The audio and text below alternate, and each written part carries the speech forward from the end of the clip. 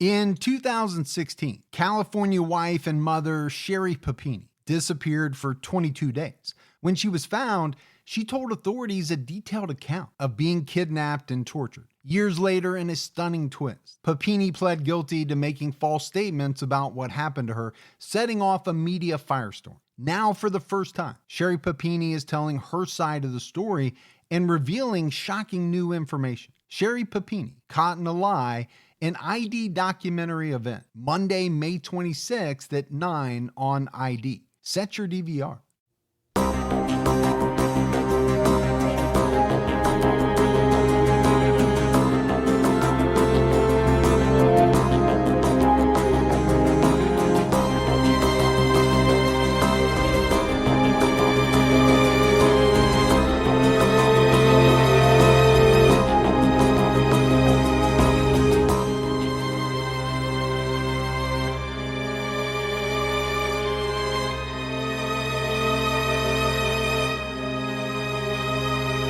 Hello, everyone, and welcome to episode 291 of the True Crime All the Time podcast. I'm Mike Ferguson, and with me, as always, is my partner in true crime, Mike Gibson. Gibby, how are you? Hey, man, I'm doing good. How about yourself? I'm doing very well. How was your 4th? Man, it was good. Yeah, I hope everybody had a really good one. Mine was great.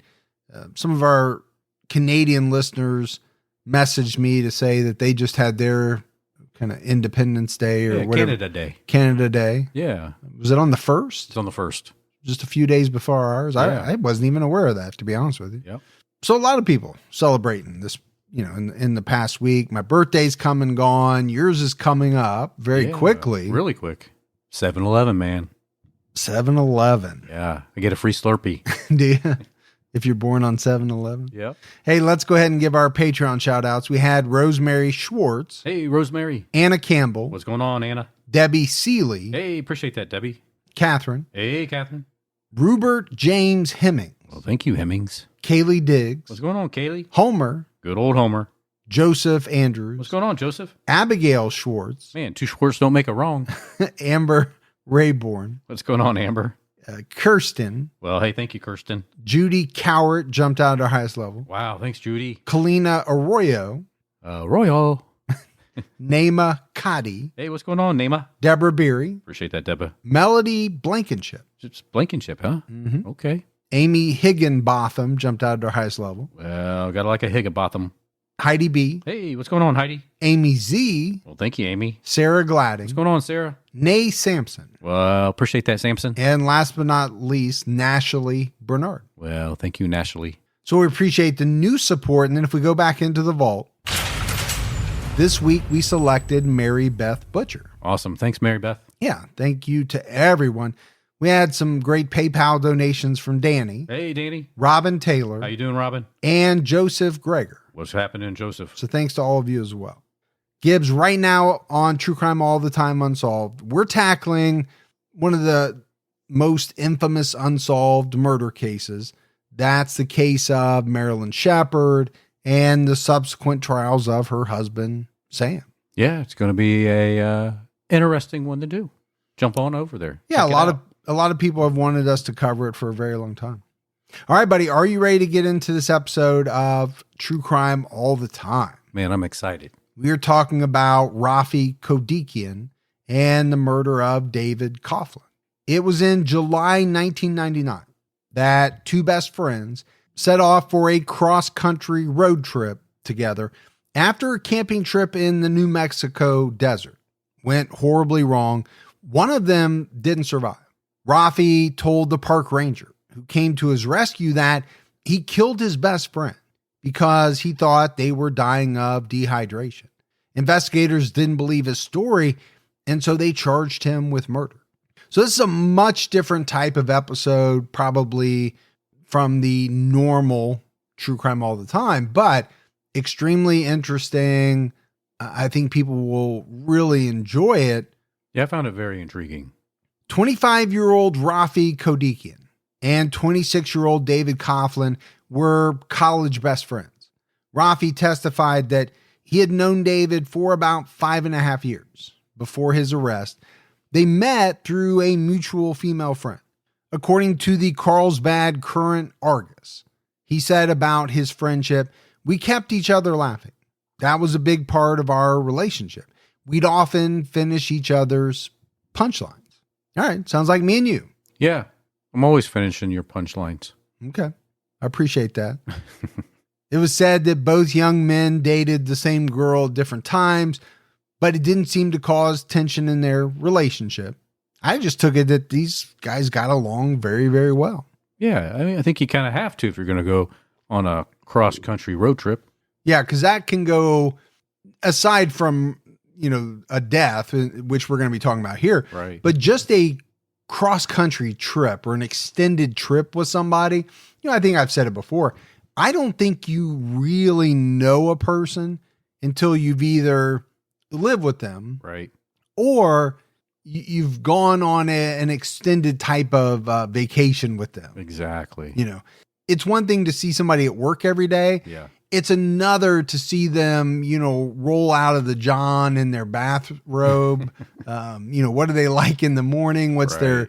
their real hygiene habits? You get to learn a lot. You do. Real quick. Raffi got a degree in journalism at Northeastern University. David studied economics at the University of Massachusetts at Amherst.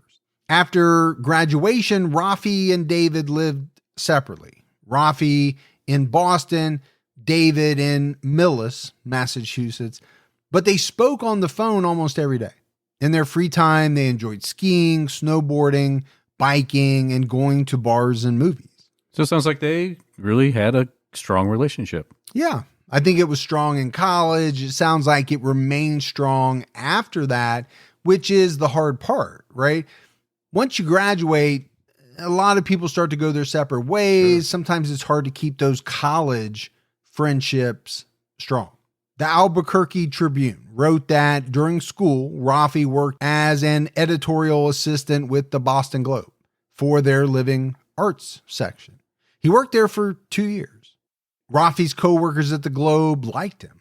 According to Linda Machin, a Boston Globe reporter, Raffi was happy, energetic, and eager to please. He had a sweet nature, laughed a lot, and was very conscientious. All right. You'd like to have all those qualities in a coworker. Sure.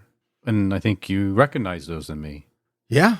Yeah. I was going to say in some coworkers, you just like to have one of those. So Raffi graduated in 1997, and afterwards he took a solo cross-country road trip. In 1998, he wrote a freelance piece for the Globe about camping in New Mexico. Part of his article read, "I was afraid the excitement of the road had been run down, paved over, washed away. Still, I knew I had to travel that road to find out." He also wrote various articles on keeping snakes for pets. Apparently, he owned a red-tailed boa. Okay. Now, I like pets. Yeah. Snakes are not my thing. Going to stay away from them? Yes. Okay. Snakes and spiders, if you're into them, that's great. I'm not. I've had a couple of really bad experiences with both snakes and spiders. Yeah. So keep them away. Not keeping them as pets, but I know a lot of people do. Sure. But I want to talk about this idea of a solo cross-country road trip. It's kind of been like a fantasy of mine. I don't think it will ever happen. Number one, I've been married for, over 25 years. Yeah. I've got kids. I just don't see myself going off for a week or two, literally by myself. But it has always kind of been a fantasy, either with the motorcycle or in an RV. Just do kind of maybe like a National Lampoon's Vacation type of deal, but by myself. End up in Wally World? Yeah, maybe at the end of it. Yeah, if you make it that far. If I make it that far. Raffi played drums in a band that performed in Cambridge and Boston, but he quit in 1997 so that he could travel. Gibbs, you might have seen him. I don't know if you were at Cambridge at that time or you were probably already a high-level professor. I already moved on at that point. By that point in time. Yeah. The Albuquerque Tribune wrote that Jonathan Pape, a former band member and editorial assistant at the Boston Globe, said that Raffi could fly off the handle if things didn't go the way he wanted at times. But a day later, he'd turn around and help you move. He went out of his way to be helpful. He was the consummate sidekick. People can do that, right? They can get upset because they expect something from you, a certain level, but then they can turn around and, level set and be okay with everything. Yeah, you seem to be really looking my way. I am. I think you are accurately describing me. Yeah. Now, I don't know if fly off the handle is the right word, but, I can get miffed. Let's put it that way. Yes, you can. When things don't go the way I expect them to go, or the way I think that they should. But you quickly forgive. Yeah, and then, go on. Yeah. But there for a little bit, I can get a little testy. A little bit. After graduation, Raffi lived in West Roxbury, a neighborhood in Boston. At the time of his arrest, he worked for the Correspondence Department of Massachusetts Financial Services, an investment firm in Boston. He had recently been talking about cutting his long hair and entering what he called a new mature stage in his life. That's a conversation that neither you or I have ever had. No. Cutting off our long hair. I have never had long hair. His friend Colin Hesketh told the Albuquerque Tribune that Raffi was thinking about quitting and moving to Denver. Now, that's something you and I can both get behind. Yes, we can. Denver, I think, is one of both of our favorite places. Oh, for sure. We enjoy it very much. David Coughlin lived in Millis, Massachusetts. He started working for the town of Wellesley in 1995 while he was still a student at the University of Massachusetts. He graduated in 1996. He worked in the selectman's office as a liaison between residents and city planners. He specialized in traffic construction. David was described as easygoing, but a hard worker. And I think much like Raffi, everyone who worked with him liked him. They thought he was a good guy. In July 1999, David resigned from his job because he had plans to pursue his master's in environmental science at the University of California at Santa Barbara. Big step. Big step, but, I think we're learning a lot about these guys. They seem like good guys. Achievers. They've got goals, ambitions. People that work with them generally seem to like them. The one thing we're not doing is telling the backstory of a serial killer. Right. Right. This is a much different vibe. David's coworkers reported that he delayed his trip, so Raffi would be able to take time off work to travel with him. So the way I understood it was that this was going to be like the last big thing between the two guys before David went to school in California. Kind of like that trip we took before I got my PhD. Yeah, very much like that. David wanted to stop and camp at various locations throughout the country. And again, to me, that sounds amazing. The two young men left on July 30th, 1999. Raffi and David started writing in a spiral notebook, which would later become, a very important piece of evidence. David's girlfriend gave him the notebook as a gift. The journal didn't indicate that he and David were fighting or that they were, really any tensions between them. According to the Eddy County Sheriff, there were two styles of writing in the journal, basically meaning two different people were making entries. David and Raffi stopped in Nashville, New Orleans, and Austin. They played pool. They drank at local bars. They were going to drive through Amarillo. But according to Raffi, David wanted to go to New Mexico because his uncle had suggested it to him. He had always wanted to see the Carlsbad Caverns for himself. And I know that is a big tourist draw. Sure it is. Never been there. Me neither. I have been to New Mexico, but only to Albuquerque, I think. Yeah, same here. But I have heard of the Carlsbad Caverns. I know it's a place that a lot of people visit. So on August 4th, 1999, Raffi and David arrived at Carlsbad Caverns National Park in southern New Mexico. They asked a park ranger about free camping sites, and the ranger suggested that they go to Rattlesnake Canyon. Just that name alone, Rattlesnake Canyon. Yeah, already I'm leery. Yeah. They would need to park at the trailhead and walk about a mile to the canyon floor to set up camp. So I'm leery about the name, but again, that sounds like an adventure. It sounds like fun. It does. There's a little bit of city slickers in there. City slickers. Yeah. Just an adventure with your buddy. Yeah. You'd wear that hat of yours. Oh, always. Yeah. If we're going out there, I'm wearing the hat. So they filled out their 2-day camping permit, purchased 3 pints of water, 2 jugs of Gatorade, and a topographical map in the gift shop. And they rushed out so that they could set up their camp before dark. Raffi and David had a tent and also put together a lean-to with a tarp. They left 1 Gatorade in the car, but took the water and 1 jug of Gatorade with them. But Raffi and David didn't check out on August 6th like they were supposed to. Park workers noticed on day 3 that their car was still parked at the top of the trail. Management assistant Alita Knight told the Carlsbad Current-Argus that the Carlsbad Caverns National Park issues 2-day permits, but it's not uncommon for people to stay longer. That's why the Rangers weren't all that concerned when Raffi and David missed checkout. So I get it. I mean, they're not staying at a Red Roof Inn. No. You can't just walk down and knock on the door and say, hey, you got to get out. Right. Time to go. On August 8th, 2 days after their scheduled checkout, a ranger went searching for them. He saw their camp from a high point, and then he went down into the canyon. The ranger found Raffi lying in his tent on the canyon floor. He was weak and he was dehydrated. The first thing that Raffi said was, please tell me you have water. I don't know if you've ever been that thirsty when you haven't had water for a while, nothing else to drink, and you just want something wet.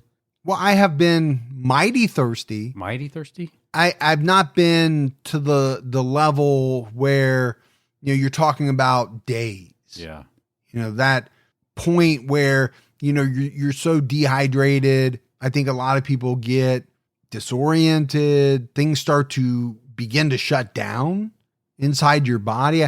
Obviously, I've never been to that point. I've never been stranded or anything like that. Never had to drink your own urine? No. Okay. No, I do, but I've never had to. Oh, never had to do it? No. Yeah, it was optional. So he's asking this ranger if he's got water. The ranger asked him, where's your buddy? And Raffi answered, over there. I killed him. And as he said it, he pointed at a pile of rocks that served as a grave for David Coughlin. Raffi had stabbed David in the heart with his pocket knife. So just imagine this scene. Gibbs, if you're this park ranger, you got a lot of questions. Sure do. Eventually, Raffi explained that they spent the night of August 4th in the canyon. On the morning of the 5th, they packed up and they headed to their car, but they got lost. They tried a number of different paths, but they just couldn't find the trail that led back to the car.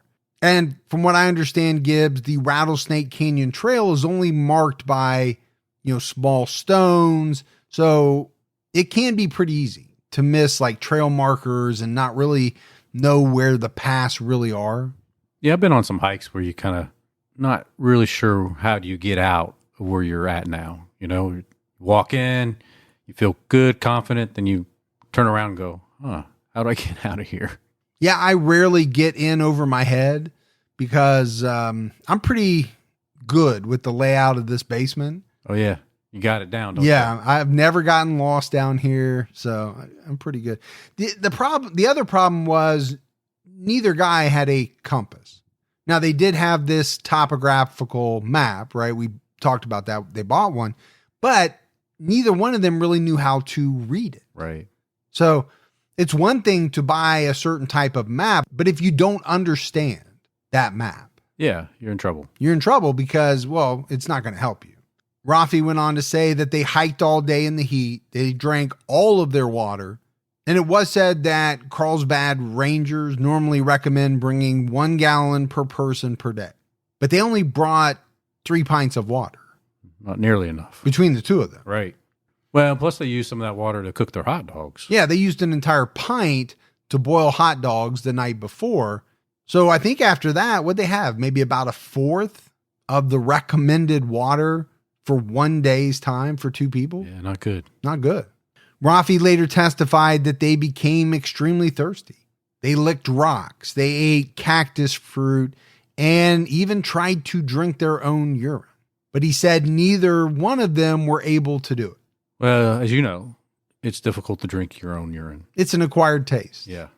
I have seen a number of people do it on those survival shows, though.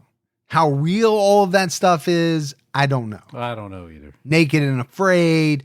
There was one I used to watch called Survivor Man I really liked. It was just him and a camera. But again, you never know what's real, what's staged.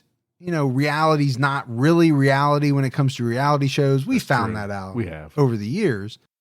Now, word from our sponsor, BetterHelp. You know, we've had it drilled into us over our lifetimes. Take care of your body, eat right, exercise, get rest. But not all of us think about taking care of our mind. There are plenty of ways to support a healthy brain, like learning a new language or taking power naps. There's also BetterHelp online therapy. I've used BetterHelp. It's a great service. And to me, we should all be cognizant of our mental health needs. BetterHelp is online therapy that offers video, phone, and even live chat only therapy sessions. You don't have to see anyone on camera if you don't want to, but if you do, using the service from your home means that you can find the place that's most comfortable for you. It's more affordable than in-person therapy, and you can be matched with a therapist in under 48 hours. Our listeners get 10% off their first month at betterhelp.com/TCAT. That's betterhelp.com/TCAT, TCATT. You know, folks, I've been using CBD for a number of years now. I even got my mother-in-law into it. She loves it. But there have been times where I've used CBD products and I wasn't sure if they were working or not. Well, if you've ever wondered the same thing, that means that product probably wasn't working. You won't experience that with Next EVO Naturals. They developed SmartSorb technology, clinically proven to help your body absorb CBD 4 times better than regular CBD oil. And it works faster. When you feel stress coming on, you won't waste time wondering, is it working? Since I've been using this product, I feel less stressed. I know I'm sleeping better. Most CBD oil achieves between 2 and 10% absorption, which means more than 90% of what you think you're getting is actually wasted. So stop wondering if CBD is right for you. Try Next EVO Naturals capsules, gummies, mints, and tropical creams, clinically proven to be better absorbed by your body. Get 25% off your first order of $40 or more at nextevo.com with promo code TCAT. That's 25% off at nextevo.com, promo code TCAT, TCATT. Raffi and David spent the night of August 5th camping in the canyon. They woke up on the 6th and hiked across the canyon and climbed to the top of the opposite rim. Raffi thought he had seen moving lights there the night before. He hoped that it was a car's headlights on a road. But I think when they got up there, they quickly realized there was no road. The two sat in the shade of a bush and they watched birds circle them. Okay, that's pretty ominous. It is when you look up and you see those buzzards just waiting for you. Raffi even wrote in his journal, "We will not let the buzzards get us alive." Now, I don't know that buzzards actually eat people while they're alive, but they definitely are scavengers. For sure. There's no doubt about that. Raffi and David went back to camp on the night of August 6th. It rained on the 5th and the 6th, but very little. I think one day was like 0.25 inches. The other was 0.07 inches. They tried to drink rainwater. You're probably not going to get a whole lot, even if you have a system for catching it. They made an SOS sign out of rocks in the dry stream bed at the bottom of the canyon. Some of these rocks were a foot in diameter and very, very heavy. And they didn't even finish the last S. Investigators wondered how they had the strength to move and arrange the rocks if they were so severely dehydrated. Raffi was also able to move rocks alone to make David's grave, which I think rangers were suspicious of as well. Yeah. When they interviewed him. But I mean, you know, this is like a day or two. And this sounds like the entire plot of Castaway. There's a lot of stuff going on in a very short period of time. But that heat can be brutal. And if you don't have the proper amount of hydration, it's going to be tough. Yeah, I think it's safe to say that they underestimated the heat, what it would do to them, the amount of liquid that they needed for, a certain period of time. And obviously getting lost, right, as Raffi said they did, that's going to be a big problem. Raffi said at one point they talked about taking their lives together, and they even agreed to cut each other's wrists. According to his testimony, David tried to cut Raffi's left wrist, but the knife was too dull, or he said David wasn't pushing hard enough. He never even broke the skin. But if that is true, I think it really gives you an idea of the situation. Yeah. And how hopeless they must have thought their situation was. So not only is it physical, but it's got that psychological aspect to it as well. Yeah, I think in any survival situation, whether you're, dehydrated to the point where you think you're going to die, you're stuck out in freezing cold weather, you think you're going to die. Right. There's a physical aspect of it, but then there's a mental / psychological aspect of it as well. I think you're absolutely right. And I know my friend Bear Grylls. You were searching for that last name, weren't you? He's always said, mind over matter. I like Bear. I've watched some of his stuff. Yeah. But I think already, Gibbs, it comes down to this. Either this was a real tragedy of epic proportions, or Raffi's not telling the truth. Right? There's really only two ways to look at this. That's true. Now, I think we already know that law enforcement at some point doesn't believe he's telling the truth. They're suspicious of him because he ends up being charged. We're already talking about some of his testimony. Yeah. Raffi and David wrote notes for their family and friends, and they also wrote burial instructions in their journal. By night 3, David began vomiting uncontrollably. According to CBS, on August 8th, David begged Raffi to kill him. Raffi said no, but David grabbed him and said, they're not going to come. That is absolute desperation. But again, we only have one person's side. And that's an important part of this story and a lot of stories, to be honest with you. Anytime someone lives and someone dies, you only get the person who lives side. Well, it's true. There's no way around it. Well, somehow you're lucky enough to have a recording device at that moment. Yeah, like something comes back to refute something that someone living has said that was recorded before somebody died. So as the testimony goes, David begged Raffi to kill him. Eventually, Raffi agreed, and he used his knife to stab David twice in the chest. The second stab pierced David's heart. Raffi said he asked David if he was still in pain, and David said no, that he felt better. David smiled and held Raffi's hand until he died. That'd be a tough thing to do to your best friend. Anybody, but especially your best friend. Well, we talk a lot about people who kill. Now, many of the people that we talk about enjoy the act of killing or what comes along with that act. But this is something very different, right? This is a life or death situation. And one person asked their friend to kill them because why? They don't want to go out in that type of pain with no water and they just want it done. Raffi said that after he stabbed David, he cut his own wrist, but he said the knife was too dull to make any type of fatal wounds. Raffi then buried David under a pile of rocks. That day, Raffi wrote in his journal, "I killed and buried my best friend today. Dave had been in pain all night. At around 5 or 6, he turned to me and begged that I put my knife through his chest. I did, and a second time when he wouldn't die."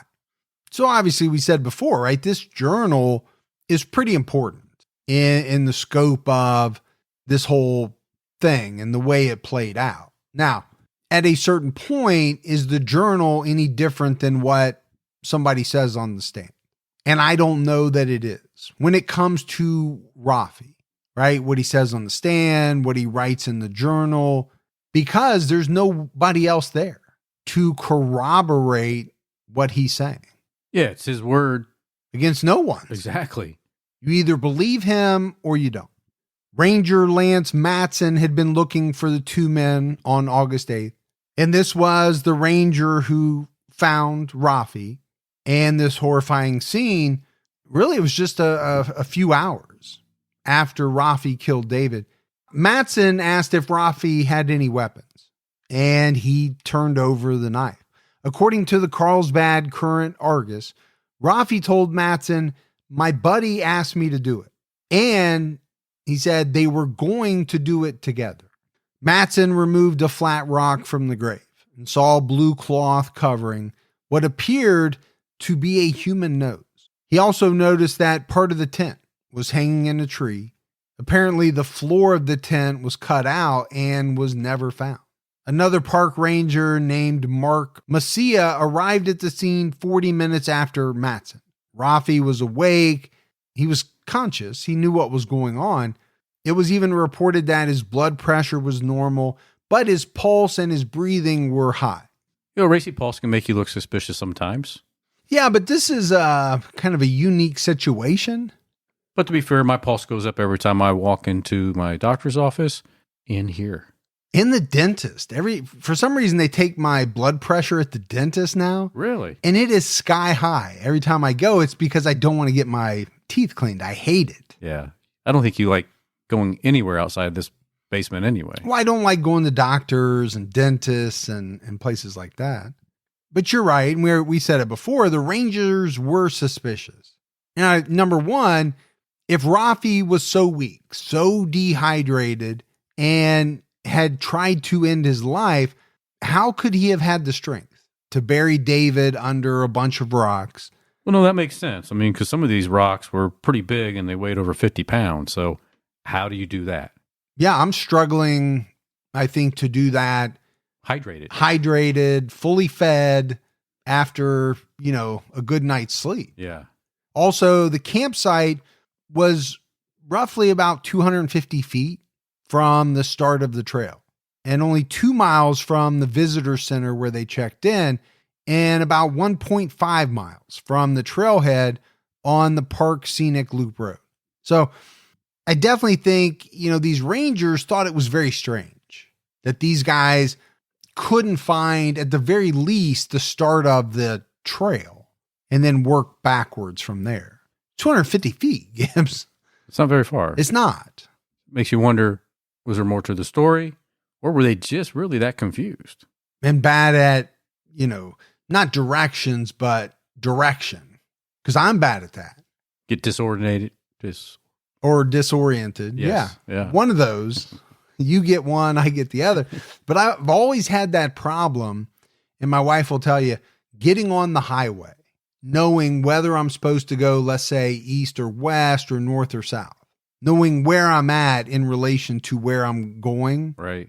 I'm not looking at a map. I'm just, for some reason, I get mixed up. That happens. Happens to people. So Raffi received a saline drip. He was handcuffed. The New York Times wrote that Sheriff Mark Click reported that Raffi was moderately to severely dehydrated, but was not close to dying. Yeah, but he probably felt like he was close to dying. He could have. Yeah, I mean, I know I've been dehydrated. I know you've been dehydrated. Not to the point where I thought I was close to dying, dehydrated. Well, I've been pretty dehydrated. I thought, man, this is rough. I don't even know if I've been that bad. Really? I mean, where is water, Gatorade, a Coke Zero, not within a drive, a walk? Yeah, gotta get that Coke Zero in there. But again, I'm not doing a lot of camping. I'm not going to, really off the beaten path type places. You do some of that. I do. So I could see where maybe you would, over your lifespan, have maybe gotten into, not this situation, but gotten to a point where you thought, this is close. We better do something else. Yeah. Or else we would be in in some type of really bad situation. I don't even think I've been remotely close to getting into some type of Survivor Man / Castaway scenario. You never had to make your own IV? No. Oh. Never made that. Yeah. It's exciting. The sheriff, Mark Click, also told news outlets, I don't care what anyone says. People just don't do that to their friends. You don't get to kill someone in the state of New Mexico just because they ask you to. So I think there are things working on a number of different fronts here.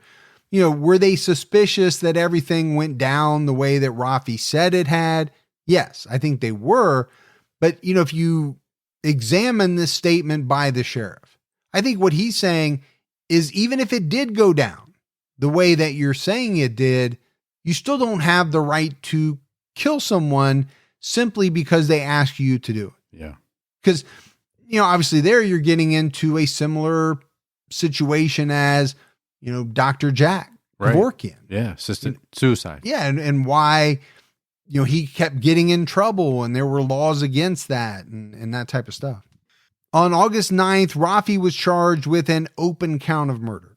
And basically that just meant investigators had not determined the seriousness of the charge at that point in time.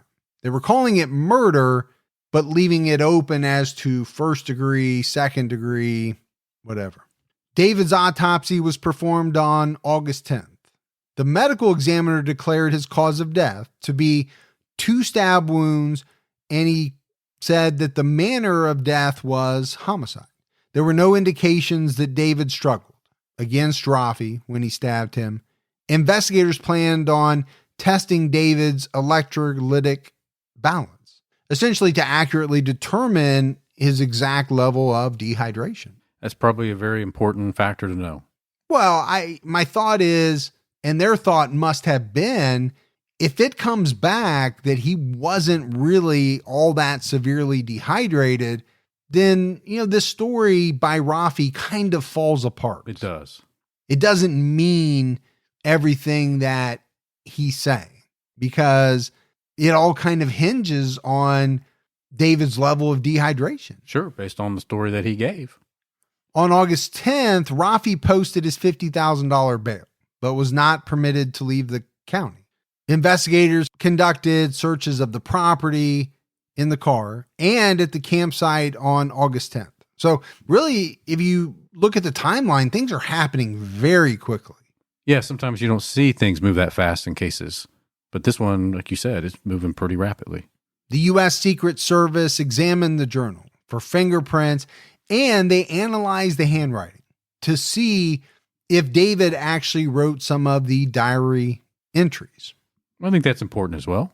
Were they both writing in them, or was it just Raffi pretending like both were writing in it? Well, because if it's the latter, then again, that changes things dramatically. On August 13th, Raffi received permission to go back to Pennsylvania with his family, but he would have to return to New Mexico for a hearing on the 19th. Raffi and his father's cooperation with law enforcement got him some leniency. He had to sign a waiver. He had to give up his passport. Raffi and his father also kept in contact daily with investigators to let them know when he was traveling to speak to his attorney in New Mexico. Just being super cooperative. For a reason. Sure. He wants to go back home. Yeah. Or he wants to go back with family. But hey, to do that, you're going to have to do this, this, and this. First of all, you got to give up your passport. We're not letting you, fly off to some non-extradition country. Exactly. Keep you within reach. Raffi's attorney announced to the public for the first time on August 20th that Raffi had tried to cut his wrists after stabbing David. And I do find some of this very interesting, Gibbs. I think in any case like this where, you have both sides, unless there's a gag order, they're having, little mini press conferences on the steps. Reporters are asking them questions, or they're just making announcements. Now, why do they want to do that? The defense attorney wants to paint a certain picture of their client. Sure. The prosecution wants to normally paint a much different picture of that same person. Yeah, they want the public to hear their side before the trial ever starts. Well, there is something to be said about the court of public opinion. David's funeral was held on August 21st, 1999. His family didn't express anger at Raffi, at least not publicly. At a memorial service on August 13th, David's brother Michael even asked guests to pray for Raffi. So I think, at least in the month of August, the family was kind of understanding what he had done. Right. They were asking people to pray for him. Sheriff Click told the Albuquerque Tribune on August 22nd, "I believe Mr. Coughlin was very much alive when he was killed. No question, if he had been airlifted out of there, he would have been treated and released, and he would be on his way to Santa Barbara by now." But according to Raffi, they couldn't find a way out. He'd have to find a way out to get help. So again, it's going to come down to who you believe. You're either going to, and the jury is as well, believe the words of Raffi, that the situation unfolded a certain way, or you're not. And it's really going to be what makes or breaks the case against him. Yeah. I don't think there's any doubt what the sheriff thought, because he was talking to the paper, time and time again, and basically saying, we don't believe this guy. Yeah, you definitely know what side the sheriff's on. Raffi pleaded not guilty by mail on September 2nd, 1999. His trial was set for January 2000. We've done a lot of cases. I don't remember anybody pleading by mail. Now, granted, most of the cases that we do involve very, very serious people who are not given bail. No, they're in custody. They're in custody. So they're loaded up into a van and taken to the courthouse. This guy was granted bail. He's back in Pennsylvania at this point. So he sends in his plea through the mail. Raffi chose to waive his arraignment on September 7th, 1999. Legal experts advised him to plead temporary insanity due to dehydration, but he ultimately decided to plead no contest to the charges, even if it meant that he could get a 20-year sentence. And it was my understanding, Gibbs, that he thought this was the better strategy, because then he could appeal the sentence. I get both sides. I kind of lean more towards how the legal experts advised, because it really makes good sense. Well, you and I do talk about temporary insanity, if you want to use that word legally. They do use that word. I do think that in that type of state, severely dehydrated, you can make an argument that a person may not be in their right mind. They may not know what they're doing. Right. And if I was a juror for this case, I would believe that, because they're going to give you the medical history where it showed that he was severely dehydrated. Don't let allergy season slow you down. Get common allergy meds for as little as $15 with GoodRx. So you and your family, pets included, can stop allergy symptoms before they start. GoodRx is free and easy to use. Just search for your prescription on the website or the app, compare prices, and get a free coupon to show your pharmacist. Save at over 70,000 local pharmacies nationwide, including Walmart, Walgreens, CVS, Publix, Kroger, and many more. Check GoodRx before every trip to the pharmacy to save up to 80% on both brand and generic medications. And did you know GoodRx rewards you for saving money too? Join GoodRx Rewards today and earn points every time you use a coupon. Remember, GoodRx is not insurance, but works whether you have insurance or not. And it could be your insurance copay price. I've been using GoodRx for years, and I can't tell you how many times I have saved money even with my insurance. Stop allergies before they start and save big on allergy medications this season with GoodRx. Go to goodrx.com/TCAT. That's goodrx.com/TCATT. Once the temps start rising, I realized I was back in the same worn out rotation. Same tank, same shorts, same everything. So I gave my daily uniform an upgrade with Quince. Their pieces are easy, elevated, and somehow make me feel more put together without even trying. Like they're 100% European linen shorts and dresses from $30. Luxe swimwear, Italian leather platform sandals, and so much more. The best part, everything with Quince is priced 50 to 80% less than what you'd find at similar brands. By working directly with top artisans and cutting out the middleman, Quince gives you luxury without the markup. And Quince only works with factories that use safe, ethical, and responsible manufacturing practices and premium fabrics and finishes. I'm getting ready to stock up on shorts for summer from Quince, and I know they're going to be amazing because everything I've ordered has been of the highest quality, and the prices are amazing. Treat your closet to a little summer glow up with Quince. Go to quince.com/TCAT for free shipping on your order and 365-day returns. That's QUINCE.com/TCATT to get free shipping and 365-day returns. Quince.com/TCAT. Raffi's hearing started on May 8th, 2000. His attorney announced that morning that he would plead no contest, but retain the right to appeal the judge's ruling that barred the dehydration, dementia defense, temporary insanity. Amarillo.com reported that the judge didn't allow the dementia defense because New Mexico's involuntary intoxication defense requires the involuntary intake of some type of substance. In this case, it's the failure or inability to take in a substance due to the unavailability of that substance, water. So legal experts said, hey, this is the best route to go. He said, no, I don't want to do that. It didn't matter. Right. Because the judge said, I'm not going to let you do it anyway. But the reason why I thought was pretty interesting. The only way I guess he could have done it was under this involuntary intoxication. So almost like he was intoxicated because he was so severely dehydrated. But that defense only works if you've taken something like a drug or alcohol or something like that. Right. It doesn't work if you couldn't get what you needed. So I could think of some other areas where, I'm just off the top of my head thinking about a diabetic who is without their insulin and it causes them to be impaired and they do something. Yeah. So in New Mexico at this time, and again, I don't know if it's still that way, you would not be able to make that defense. Couldn't mount a defense behind that. No, because it wasn't something you took. It was something that you were unable to take that caused your condition.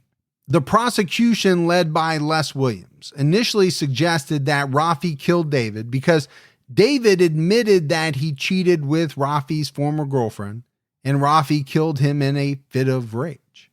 However, Sheriff Click sent Captain Eddie Carrasco to investigate the rumors about the cheating, but he didn't find any evidence of this and reported, no one I talked with ever heard a cross word between them. They were the best of friends. So this is a guy sent to investigate these rumors. And he couldn't find anything wrong. No. If anything, he said nobody had anything but glowing things or talked about these people in glowing terms. Yeah. They were the best of friends. We mentioned it. David's autopsy found that he was dehydrated, but he wasn't close to dying. He might have felt like he was close to dying, though. He may have felt that way. Yeah. The prosecutor cited expert testimony that claimed David would have survived if he hadn't been stabbed. Experts know that vomiting does not mean you are necessarily dying of thirst. More likely, David was sick from the cactus fruit. He and Raffi were both badly dehydrated, but people have survived for longer periods of time with little to no water.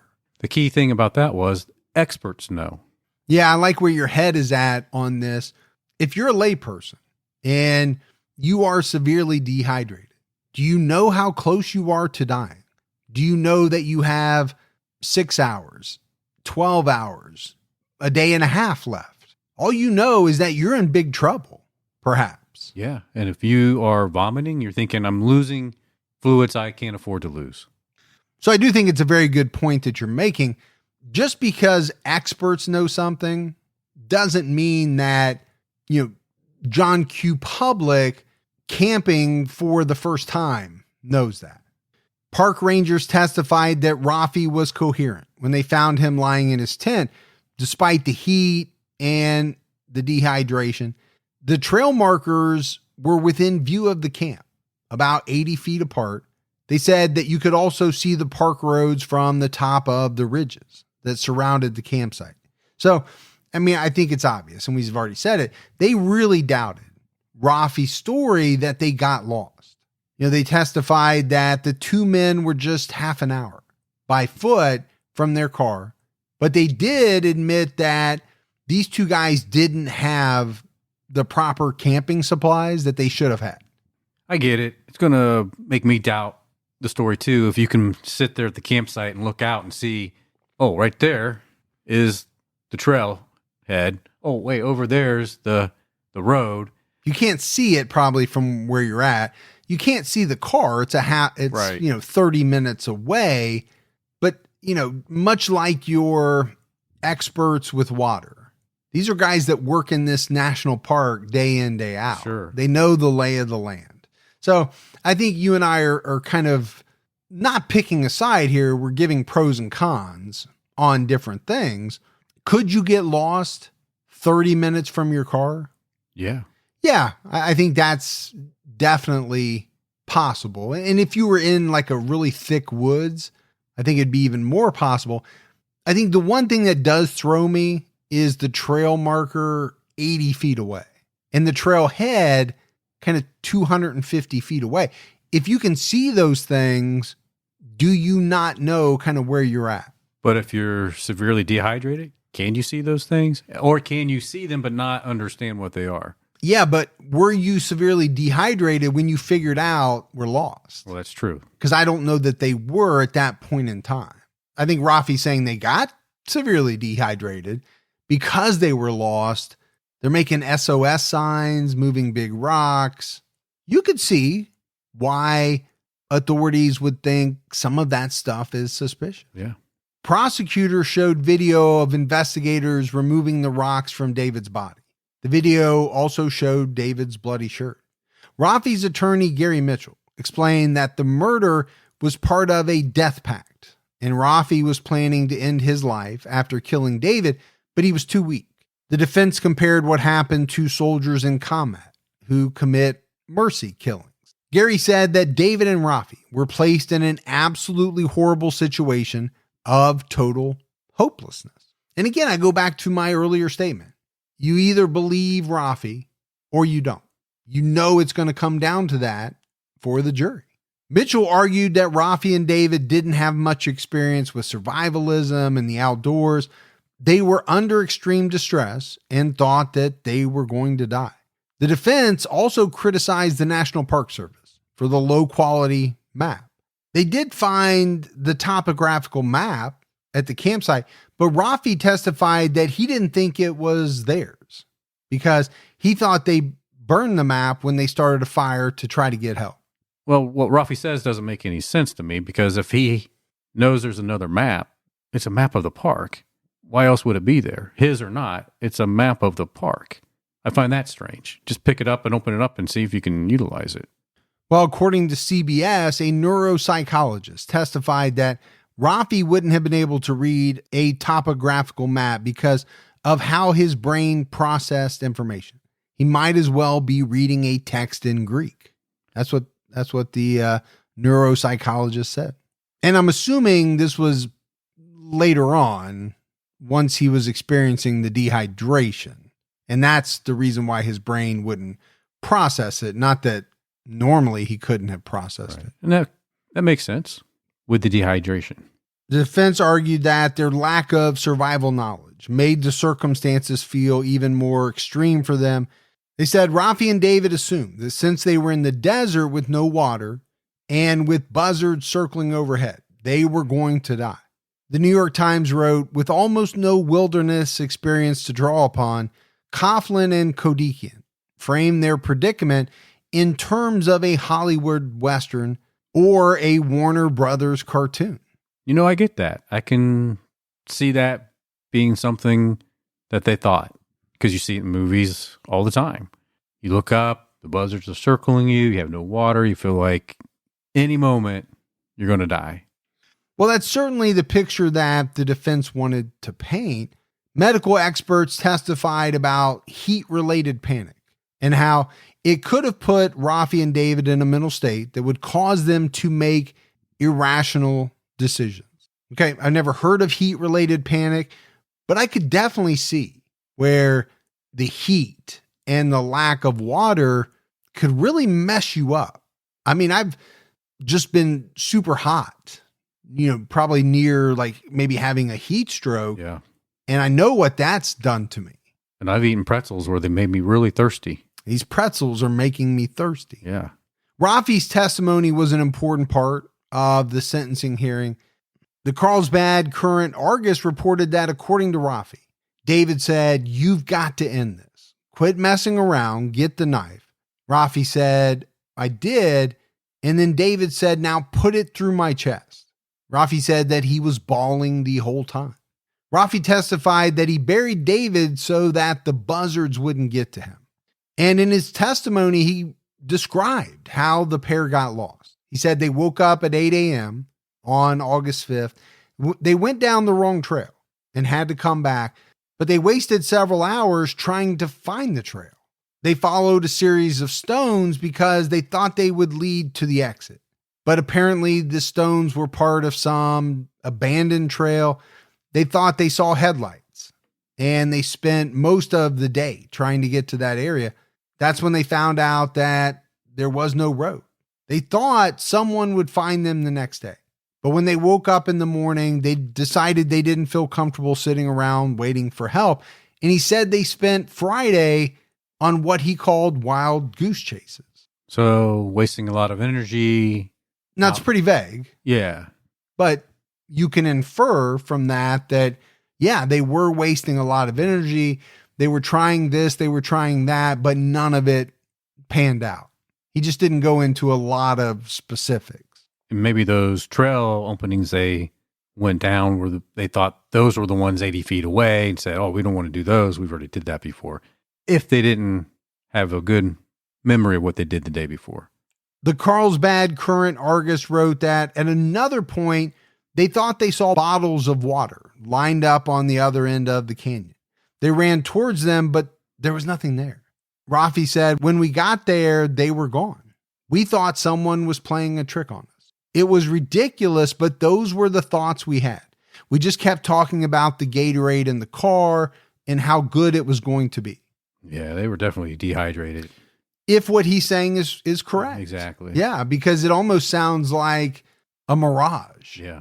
These bottles of water, they see them, but by the time they get there, there's nothing there. They just wanted it so bad to be there. Raffi felt so weak at one point, he told David to go on without him, but David refused. I mentioned it, Gibbs. They tried to drink their own urine, and they started noticing buzzards following them. On Saturday, David got sick. Raffi left and tried to look for some trail markers. He came back, and that's when they made the SOS with rocks. He said they rubbed pebbles on their backs because it felt like water. Strange.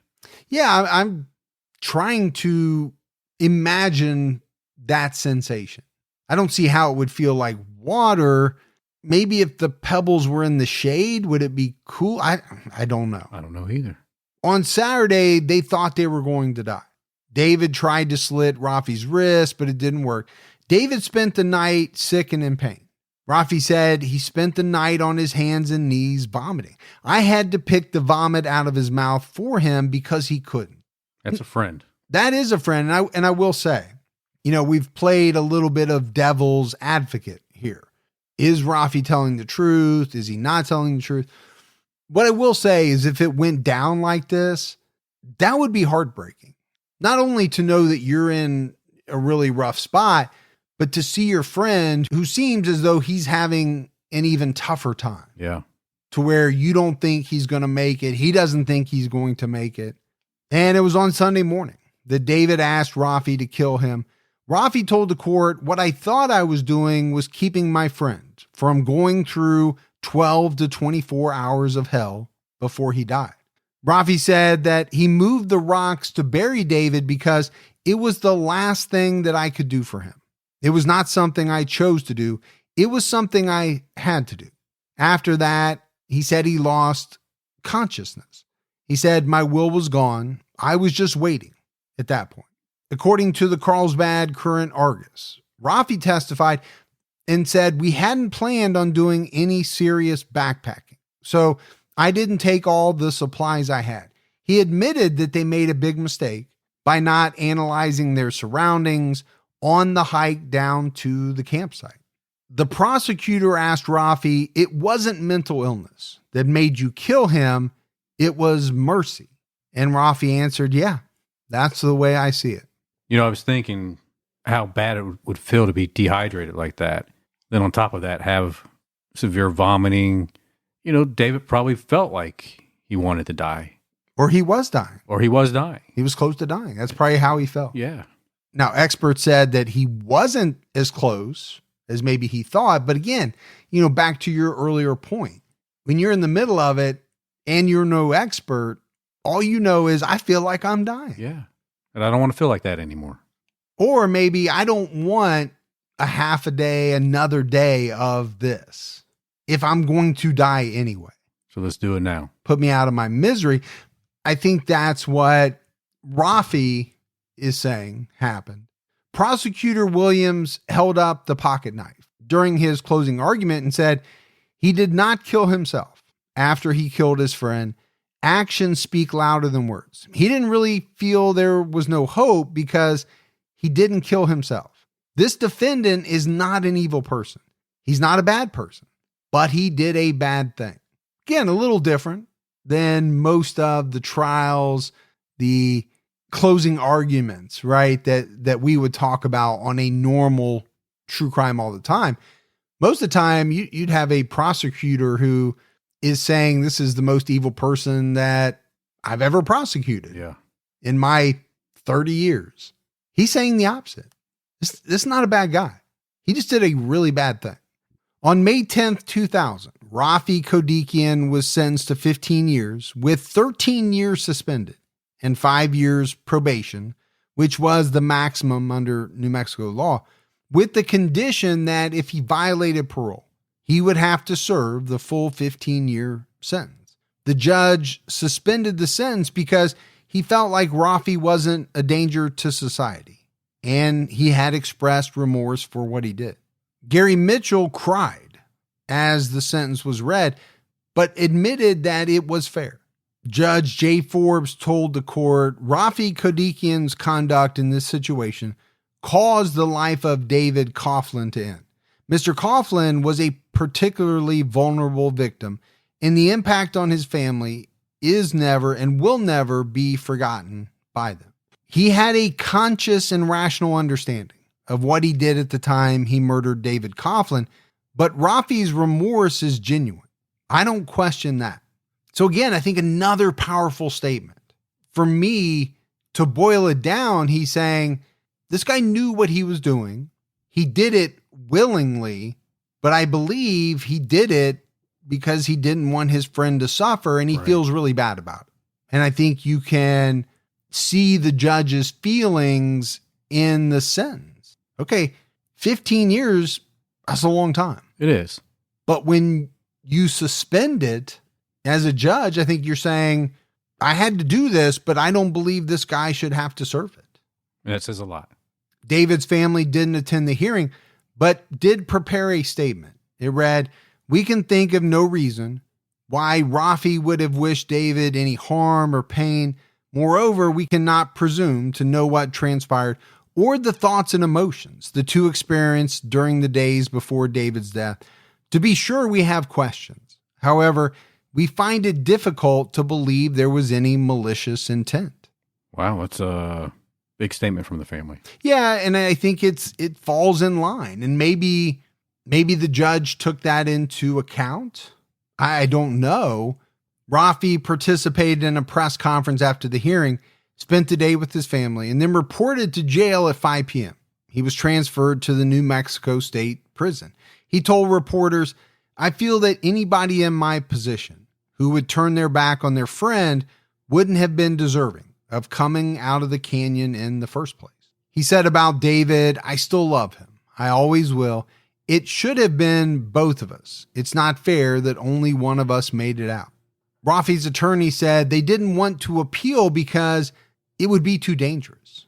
It would put Raffi at risk for being tried for first-degree murder. Yeah, I don't think he could have asked for a better outcome. No, 15 years, 13 of that suspended, 5 years probation. And we're going to find out he doesn't do the entire 2 years. Yeah. I mean, I guess he could have gotten off completely. But to go back through that process and hope for the same or better, I think it's doubtful. Well, I don't think you want to roll those dice. No. Raffi's defense attorney told the press the sentence was extremely fair, taking into account all the factors. The Coughlin and Kodikian families would both like to end this ordeal. Judge Forbes couldn't have picked a fair sentence to all concerned. Raffi had the possibility of reducing his sentence by 15% with good behavior, and he received credit for 3 days served. Ultimately, he served 16 months and was released in November 2001. So, as we wrap up this case, Gibbs, Raffi Kodikian was convicted of second-degree murder. Now, he maintained the entire time, and I'm assuming still does, that David asked him to kill him and that he thought they were both going to die there in the desert. So, one of the reasons why I found this case so fascinating was it brings up a ton of questions, moral questions, legal questions. I think right off the top, and I mentioned Dr. Jack Kevorkian. Sure. That question has been around for a very long time. Should someone be able to ask another to kill them because they don't want to live anymore for whatever reason? They're sick, they're dying, they're in pain. Well, in some countries, assisted suicide is an option. Legal option. Yeah. I mean, I'm sure there are going to be people on both sides of that fence, as there are with everything that comes up. Exactly. And then the questions I have specifically around this case. First and foremost, has Raffi Kodikian told the entire truth? I think that's a big question that everybody has to ponder, has to ask. I just don't see. And obviously they scoured, they looked for it. What would have been Raffi's motive to want to get David out in the middle of nowhere, to get them lost so that he could kill him? They tried to claim it had something to do with a girlfriend. They investigated it, couldn't find anything. Nope. Said these guys were the best of friends. Without some kind of evidence pointing me towards that, it just doesn't seem like a viable scenario. So if that's not a viable scenario, then what are you left with? That they really did get lost. Yeah. They couldn't find their way back to the trail, where they checked in, to their car. They obviously didn't have enough supplies. Sure. Namely water. So did they really feel as though they were going to die? Did they make the decision that they were going to die together? At some point, did David ask Raffi to kill him, which he did? And then the plan was that Raffi was going to end his life, but for whatever reason, he couldn't go through with it. Either, in his words, at one point he said the knife was too dull. Right. I don't know if that's true or not, or if that would have prevented him from ending his life if he really thought that's what he wanted to do. Or did he just decide that he did not want to, or that he couldn't for whatever reason? I think that's plausible, that he did everything up to that point and just couldn't follow through with taking his own life. It wouldn't be the first time. I mean, there are people throughout history who have made, for the lack of a better term, suicide pacts. Yeah. And one person was not able to go through with it after the other person did.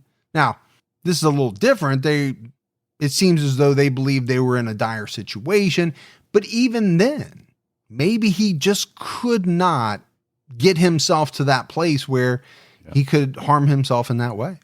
But I do believe he thought he was helping his friend. Well, I do too, because I don't have any evidence to the contrary. Right. There's really not a single thing other than the fact that they were fairly close. Yeah. But again, if they were that dehydrated, if they were delirious or just they really weren't functioning. Okay. I don't know. I wasn't there. Yeah. A lot of these cases come down to that fact. None of us were there. We don't know really what transpired. No, 2 people were there. Yeah. One of them's dead, and the other one has told a kind of a singular story. So you either believe it or you don't. Exactly. But that's it for our episode on Raffi Kodikian and the murder of David Coughlin. We got some voicemails, Gibbs. You want to check those out? Yeah, let's hear them. Hey, Lizard Funkier Boys, the double mic. I was just calling because did Gibby really say vacuum cleaner? Vacuum cleaner? I'm sorry. I was listening to the Miyazaki episode, and I loved how you guys cut right into a commercial right after he said vacuum cleaner. That was freaking hilarious. I hope my kids were listening. If they were, they probably wouldn't have gotten it. But anyways, love you guys. It's been probably 2 years now. COVID 2020 listener here. But love you guys. Keep that skepticism alive. Head on a swivel and keep your own time ticking, boys. No, it definitely wasn't planned. Now, what is planned is where some of the ads will go. We don't always know what the ads will be, though. And so, where I can, I try to pick a spot that is a little lighthearted. Yeah. So that we're not talking about something very gruesome and then all of a sudden someone's pitching you something for your pet or, right. Food choice or whatever. But I did say that. I'll say vacuum. I'll say it again. Vacuum. Yeah.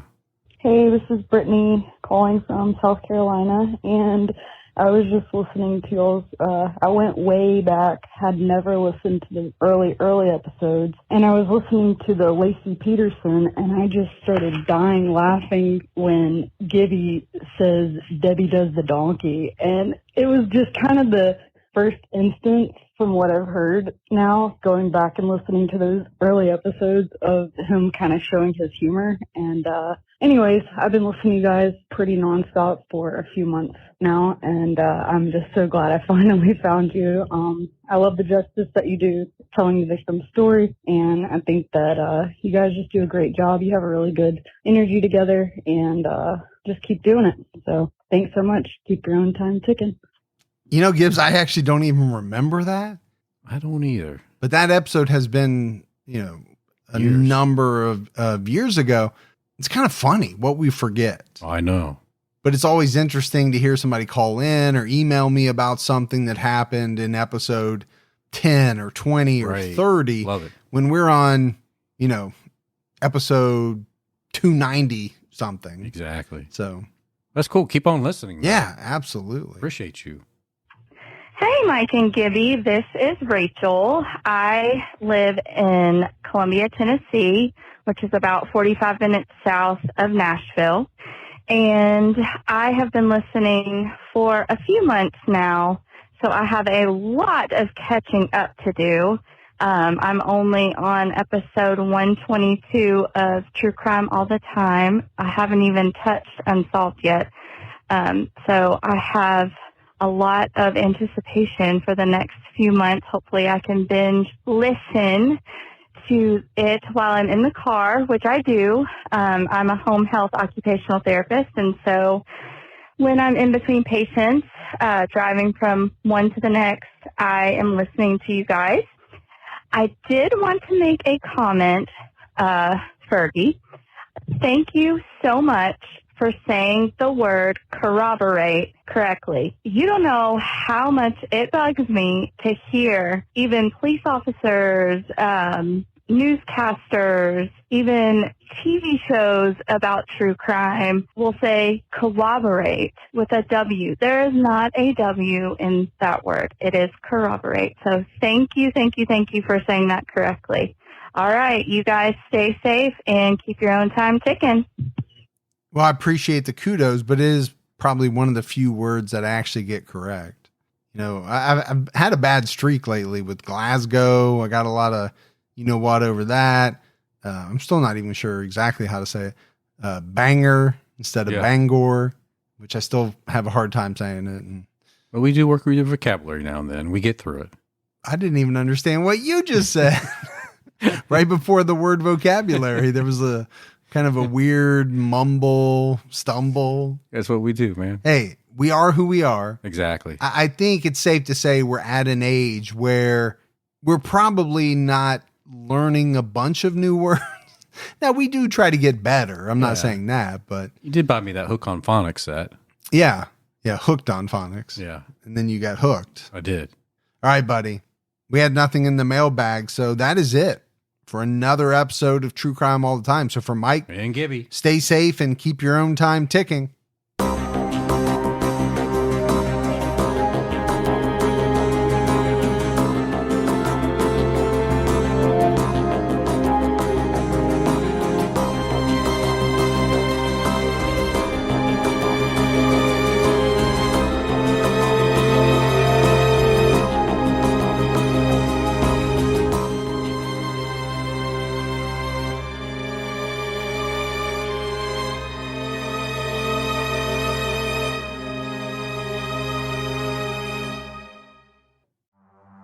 In the early hours of December 4th, 2024, CEO Brian Thompson stepped out onto the streets of Midtown Manhattan.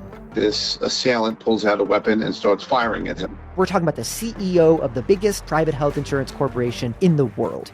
And the suspect, he has been identified as Luigi Nicholas Mangione, became one of the most divisive figures in modern criminal history. It was targeted, premeditated, and meant to sow terror. I'm Jesse Weber, host of Luigi, produced by Law and Crime and Twist. This is more than a true crime investigation. We explore a uniquely American moment that could change the country forever. He's awoken the people to a true issue. Finally, maybe this would lead rich and powerful people to acknowledge the barbaric nature of our healthcare system. Listen to Law and Crime's Luigi exclusively on Wondery Plus. You can join Wondery Plus in the Wondery app, Spotify, or Apple Podcasts.